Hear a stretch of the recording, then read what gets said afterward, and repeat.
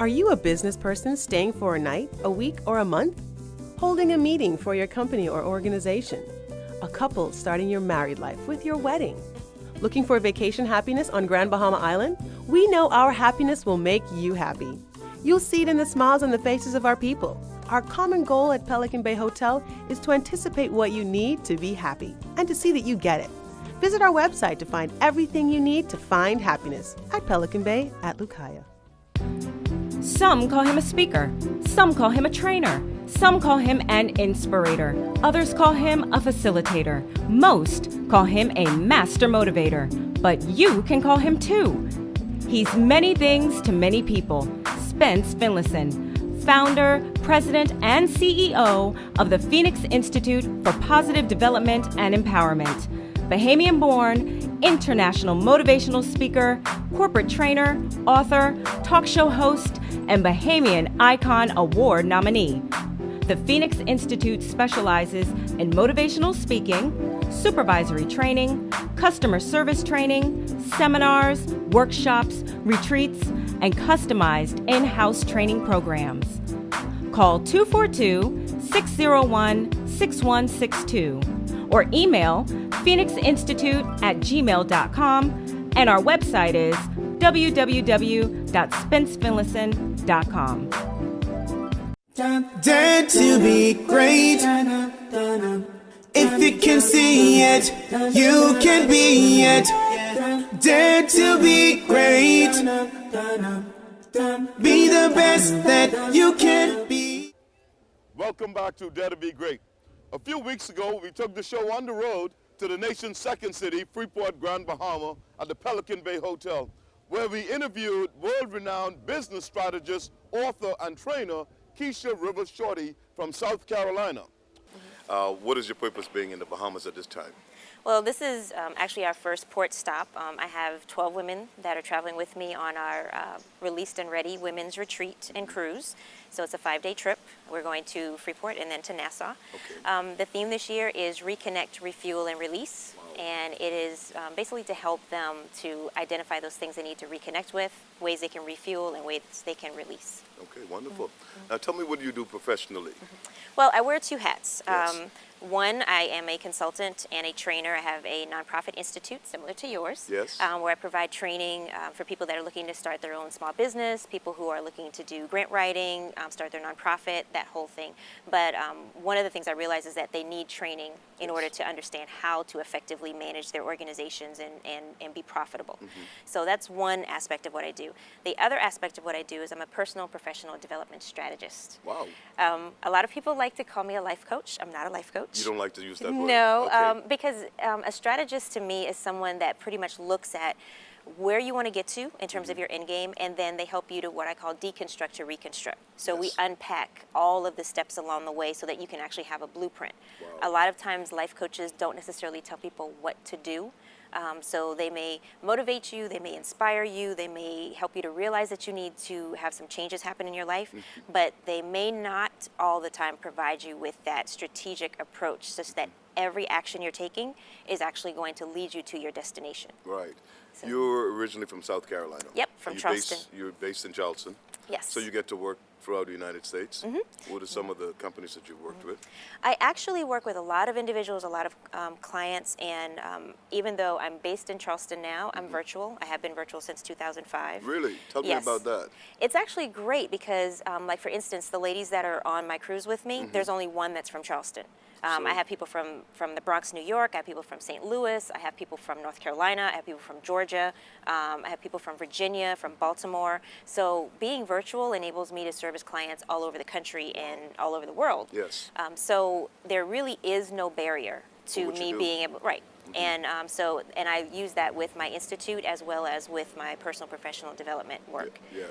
So I work with, I specialize in working with a lot of startups because I love that energy, and I love when they get started and they're so excited. Yeah, the enthusiasm, right. the energy. So and I've found that if they don't have the right reinforcement and the right support starting out, a lot of times they lose their passion and they lose that vision and they give up really easily. So I tend to specialize in working with startups. If you've been in business for 5 years or less, or you're just getting started, I tend to want to work with those because most of the time people who've been in business for longer, they have more resources where they can go to other people. Yes. And then I work with a limited number of clients a year, so I just get more joy and enjoyment out of working with startups. Who were some of your early influences in your life, Keisha?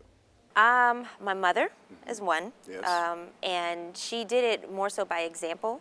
And then I always remember, I think I was in second grade.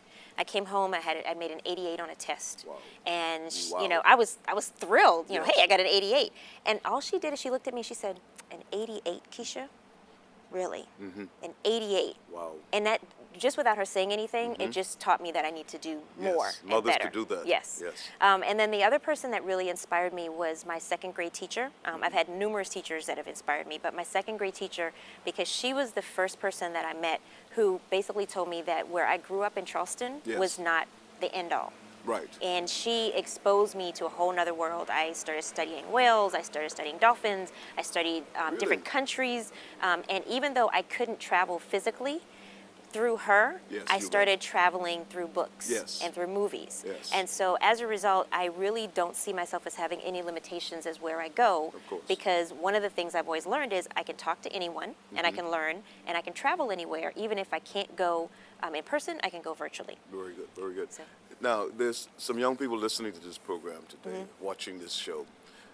What advice would you give them who want to start a business? A lot of people want to start their business. I hear it all the time. Right. What is some advice can you give them, some real concrete advice to give them to do a startup? The main thing that I always tell people is you have to have what I call a mind movie of success. You have to actually understand what it is you're going for. And that doesn't mean saying, oh, well, I want to make, you know, X number of dollars per year, or I want to have 2 stores or whatever.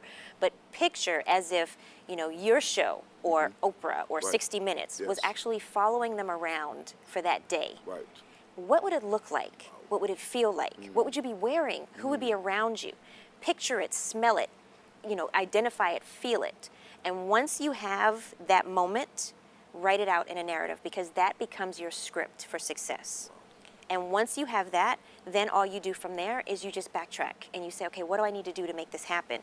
And if it's something that is that you're truly passionate about, if it's something that is that lies within your purpose, then all you have to do is be strategic about it, so that you can make sure that you put the people and the resources around you so that you can get where you need to go.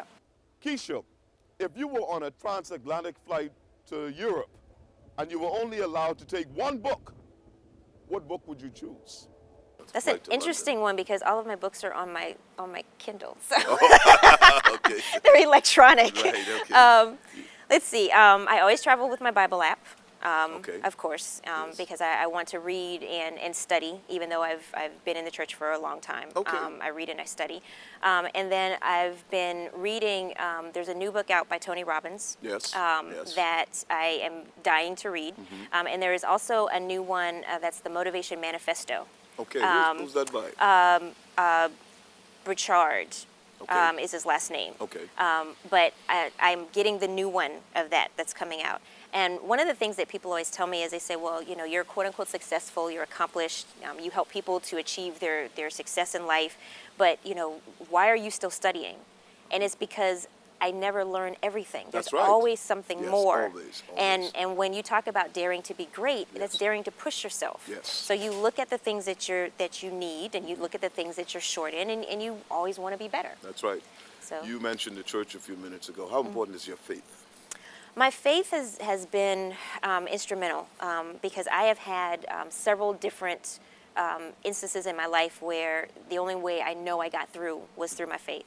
I was in Hurricane Katrina in New Orleans. Really? Yes, I was on a roof for 5 days. Wow. Had 15 feet of water in my house and lost everything and had to start over again.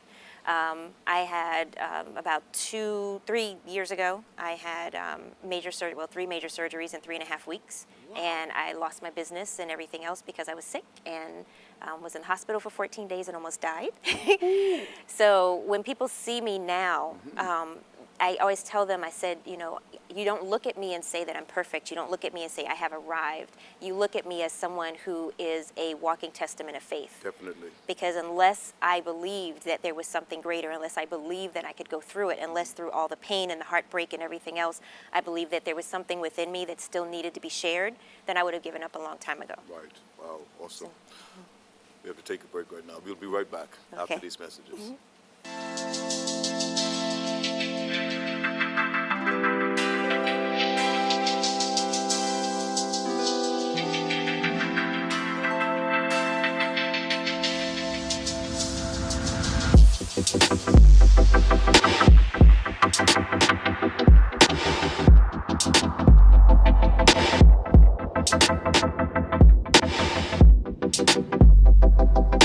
Go out, stay Hilton.